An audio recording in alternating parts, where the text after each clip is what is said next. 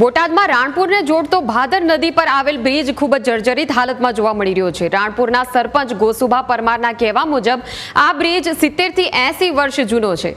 Bridge હાલ જર્જરિત હાલતમાં હોવાથી અનેક વખત મરામત માટે રજૂઆત કરાઈ હતી। તંત્ર દ્વારા 6 કે 12 મહિને આ બ્રિજનું રિપેરિંગ કામ કરવામાં આવે છે। ભારે રોષ સાથે સરપંચે જણાવ્યું હતું કે અમે પણ ક્યાંક હવે દુર્ઘટનાની જ રાહ જોઈ રહ્યા છીએ કે આ પુલ પડે, લોકોના મોત થાય અને તો જ તંત્ર જાગશે તેવું સરપંચે કહ્યું।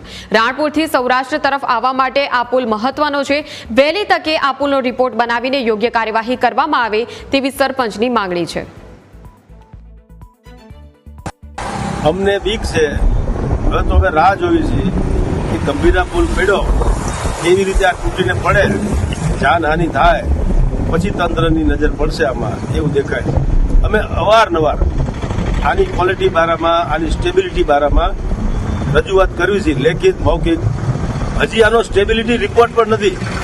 અધિકારીઓ મૌખિક એવી વાત કરે છે કે આ પુલને કંઈ થાય નહીં, આને હજી ડેમેજ થયો જ નથી, પણ વચ્ચે પણ જ્યારે નીચેની સાઈડમાં સરિયા દેખાય છે એ પણ આપણે લખીને આપ્યું ફોટા સાથે કે ભાઈ હવે તો નીચે સરિયા દેખાય છે। માત્ર ને માત્ર દુર્ઘટનાની રાહે અમે બેઠા છીએ।